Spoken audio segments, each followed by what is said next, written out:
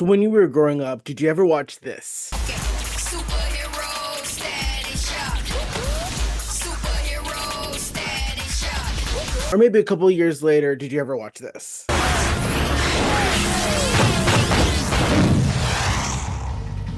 Sorry I skipped out. Yes, well, we both seem to have found teams that suit us. Fun fact, those are all Milestone characters, and we can get into the long history of Milestone about this cool creative project started in the 90s, led by a bunch of Black authors and creatives who wanted to bring more stories of people of color to the forefront of popular media and comics. That's a whole other thing. So today, if you are interested in any of that, we are going to do a full talk, a full dissection of DC Universe's The Dakota Incident, of the brand new history, the new history of DC Universe. Let's get into it. I don't have a title sequence. Oh, yeah. Welcome to Dip into the Ink, the show where I and sometimes a guest dive deep into a comic book page by page and talk about what really makes it special. And as I mentioned earlier, we are talking about the aforementioned new history of the DC Universe, the Dakota Incident. Now, just to keep things pretty copacetic, I just want to set out a pretty strong standard. Baseline understanding here is that I would like everyone to buy this book. If you have even slight interest in anything I'm talking about here, please buy this book. We can yell shouts of indignation and injustice on social media all we want, but all these companies truly care about is their bottom line, their money. So either digitally or particularly in print, physical media sales matters a lot to them. So if anything I talk about even interests you slightly, please go pick up your copy. There's a bunch of variants. Your comic book shop local should have one. And if you don't know where one is, I'm putting a comic book locator down in the description below so that you can go and find one, because this is very important to me. Really quickly, you've seen Static, and Rocket and Icon and Hardware, and maybe even heard of the Blood Syndicate. Who knows? I don't know you. We're just getting to talk. Basically, as I said earlier, these were characters introduced in the 90s, part of the Milestone universe. It's a shame because there's not a lot of big collections. They do have these big compendiums that has just like a bunch of the stories in here, and but they're very interesting, and it's such like a time capsule of the thinking of that time. And the whole crew there did a really fantastic job setting up this huge universe with all these characters. But in order for that to really have any kind of resurgence, we need to talk about a new history. So let's just dive right into it. Hello, we are doing a whole thing where we're going to go through the comic page by page. Normally, when I do these things, I introduce the artist and penciler, inker, colorist, writer, but because this book is divided into sections and there are several writers, artists, and everything, I will save that till the end. But right now, we open up to a futuristic Dakota City where we see a hero known as Beacon kind of running through the skyline, jumping across rooftops and buildings. And you might have known him if you're currently picking up, as of the recording date of this episode, Static and Batman Beyond. It's very much, if you watch Batman Beyond where Static is featured, and that episode of his show, and also Justice League Unlimited, I believe, there is sort of an intertwining of that continuity. It's kind of playing off that. So we saw Beacon there, we see Beacon here, and he comes around and he's fighting this guy named Shiv, and he has like these energy knives, and they're huge and giant. And he's actually a throwback not only from Static Season 1, which came out a few years ago, but also originally from the cartoon. And that Season 1 brought out a bunch of cartoon characters and pulled them in. That was a fun little Easter egg.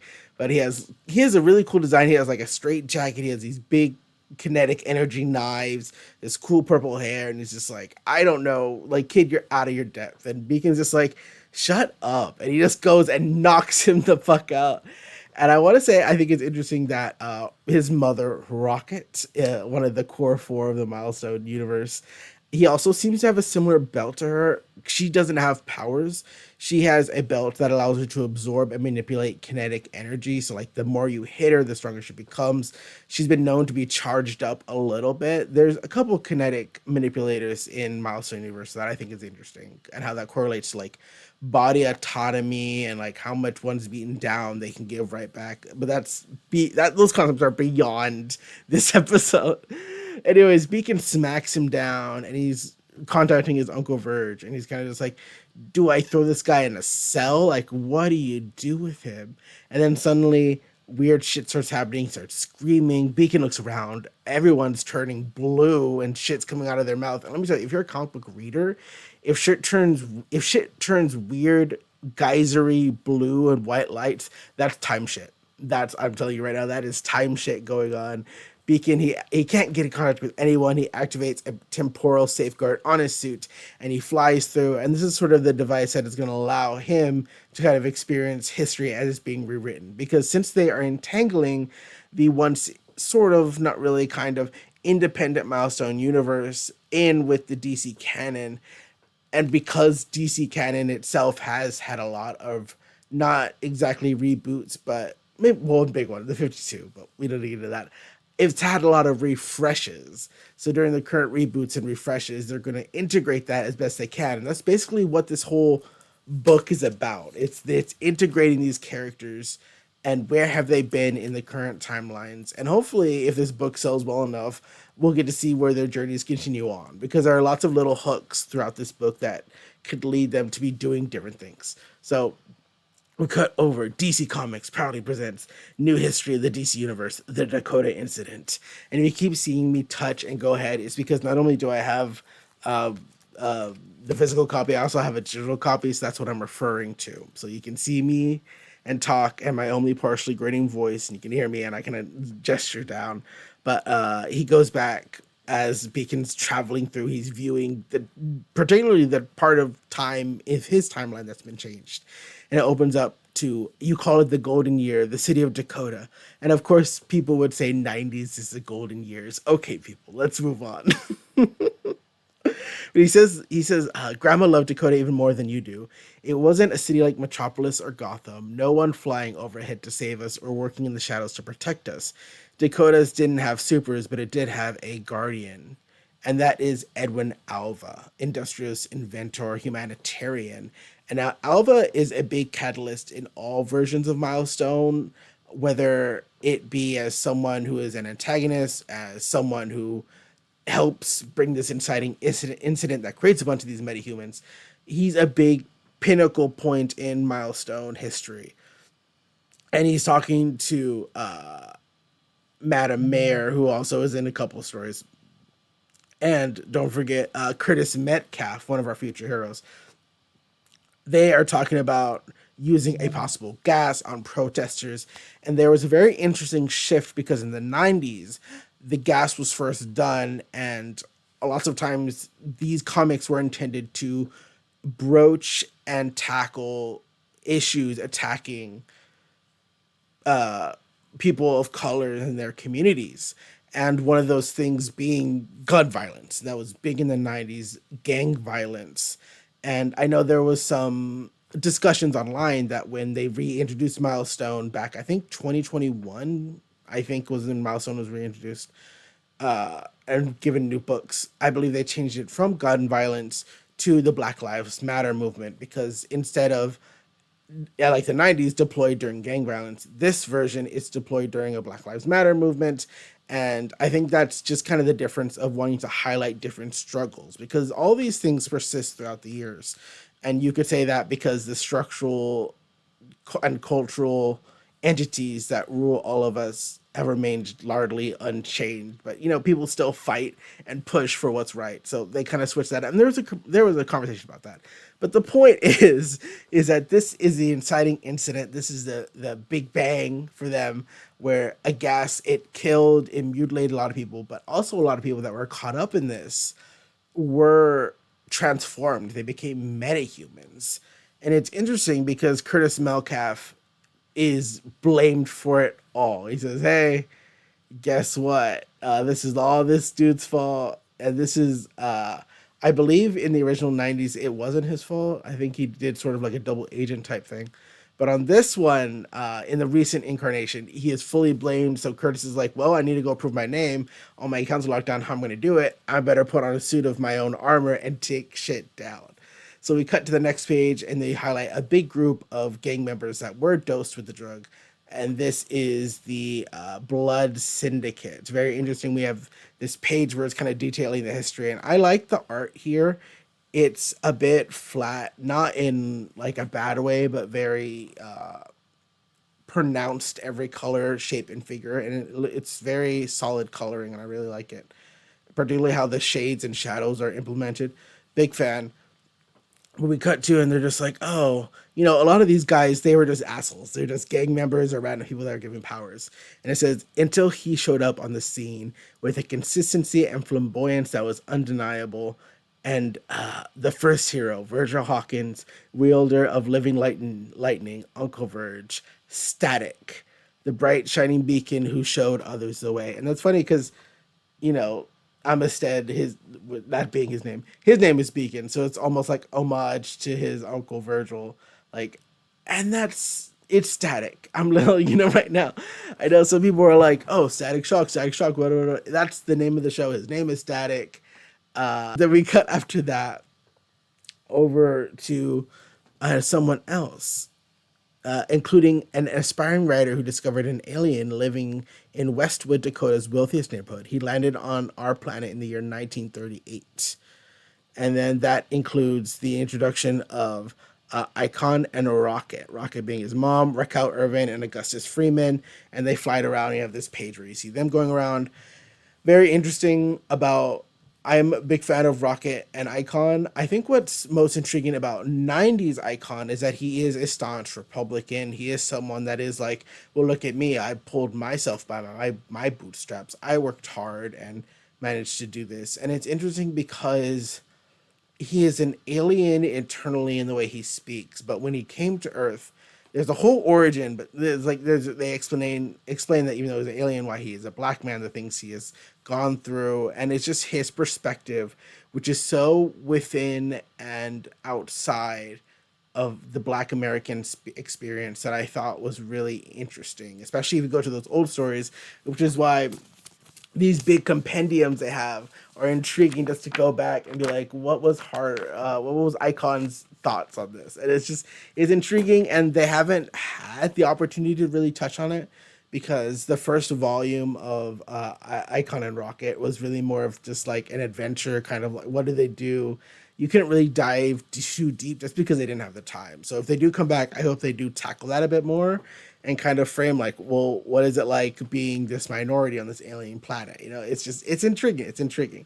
But we cut to Hardware, aka Curtis Metcalf, who created his own armor, doing all this shit, and it's like various panels, all these people fighting and how they inspired everything, and then finally Beacon turns and he's like, okay, wait, now something is different, and Hardware shows up, and then Curtis Metcalf, the murder of Edwin Alva, engineer of misery, and it's intriguing because he should have showed up dead.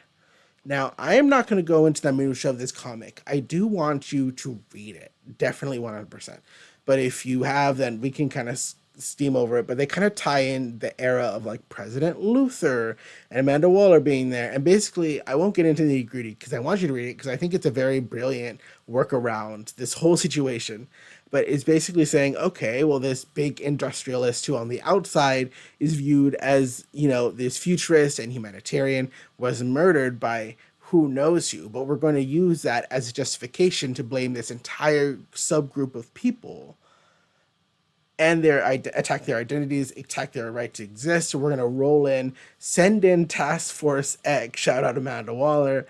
And he's just like, yeah, we're going to use this as an excuse to just take them down because Dakota so far has the largest population of metahumans, which I find to be extremely intriguing.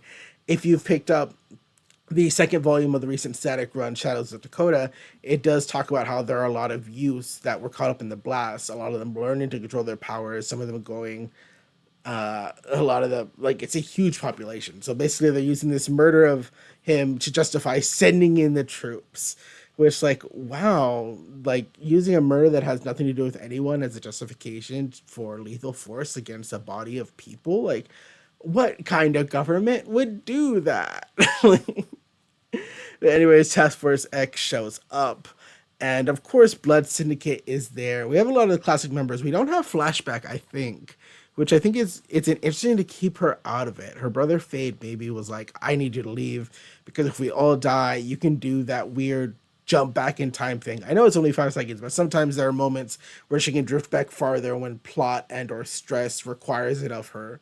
So maybe she was a contingency in the back. But we have Masquerade, Tech Nine, DMZ, Y Sun, and Fade.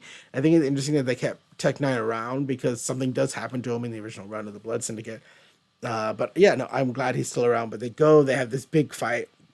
And the thing is, Task Force X was keeping them busy. Meanwhile, they send the whole military in to just attack, and all kinds of citizens are getting caught in the crossfire. Icon, Rocket, and Static managed to kind of buff it back a lot of the attacks, but they are really protecting the crowd. Now, there is a small little plot between, let me see, Bronze Tiger and Hardware. I want people to read it. I truly want people to read this comic.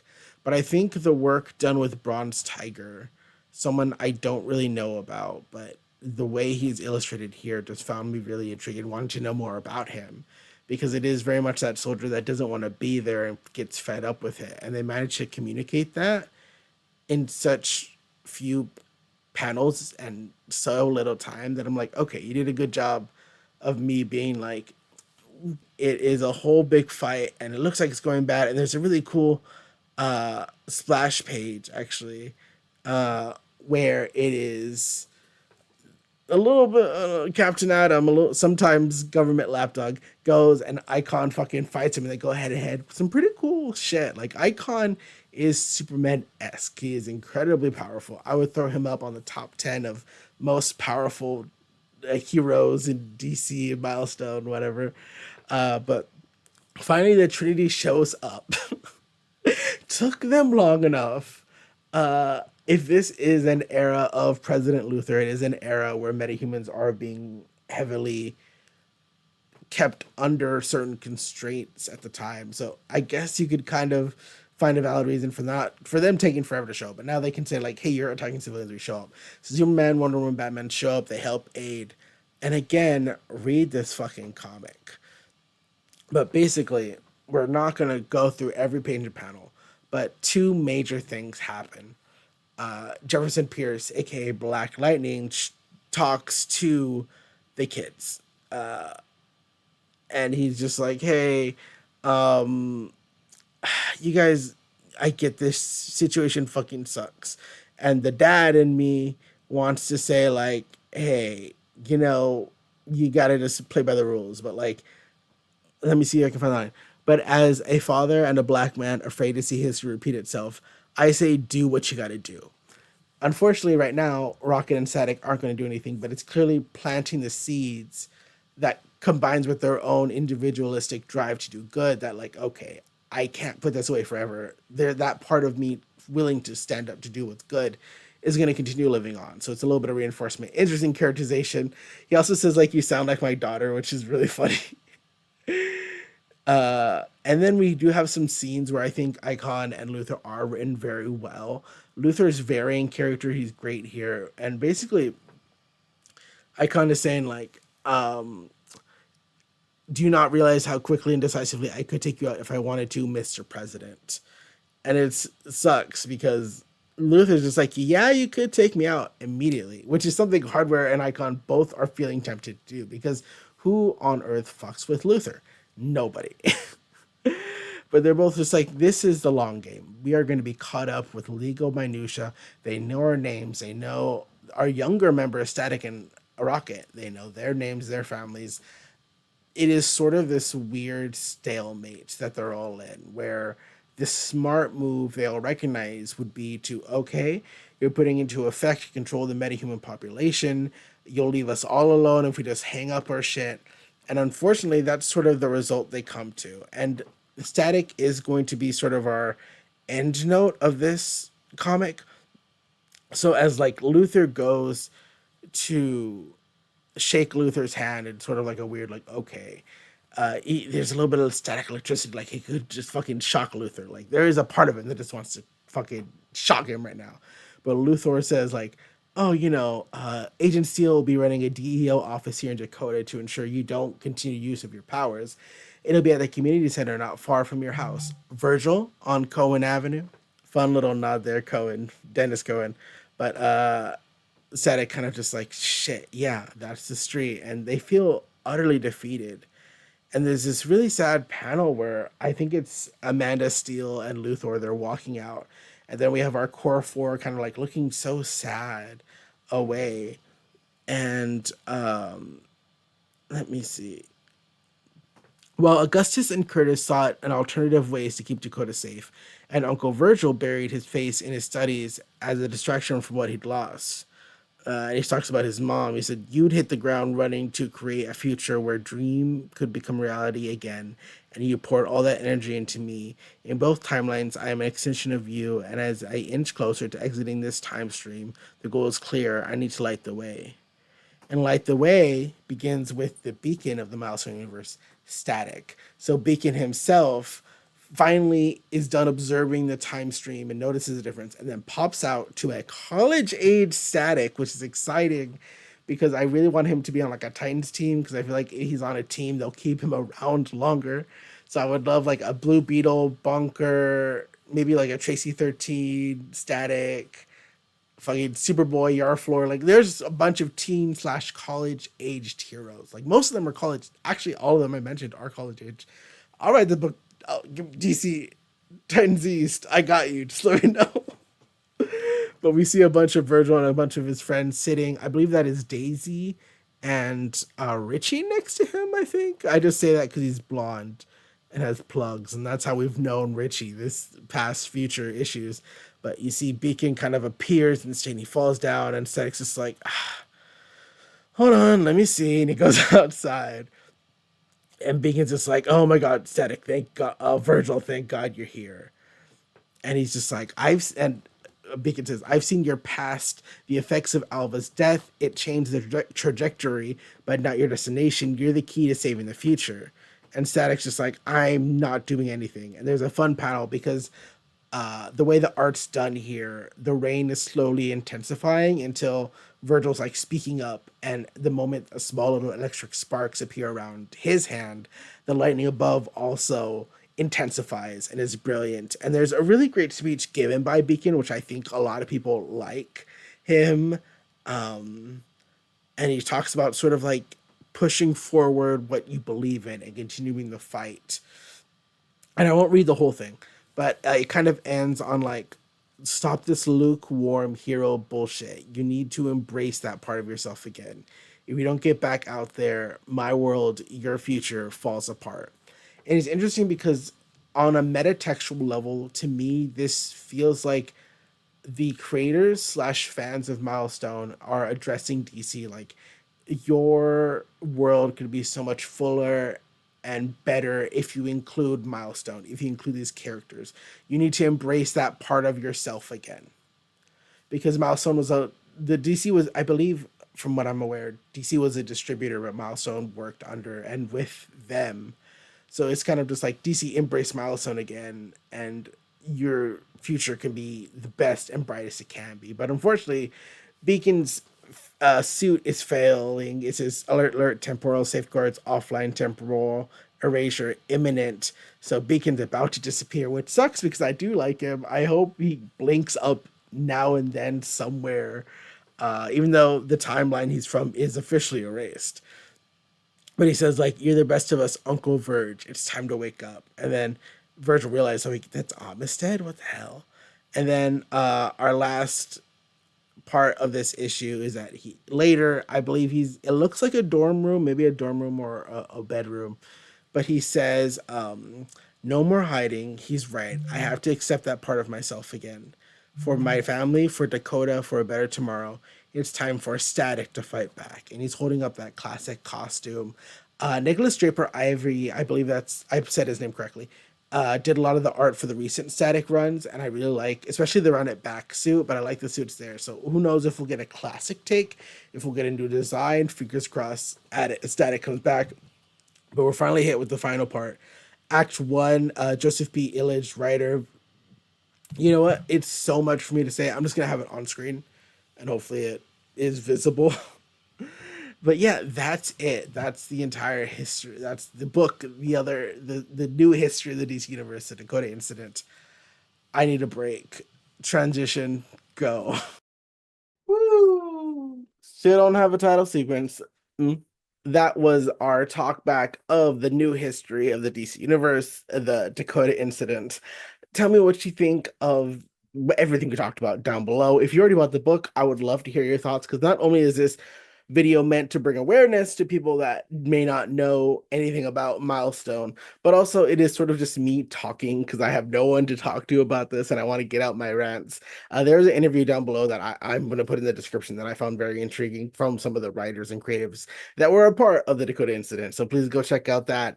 If my chaotic, nonsensical ramblings didn't feed your soul enough when it comes to talking about Milestone, I don't have any credits. Bye.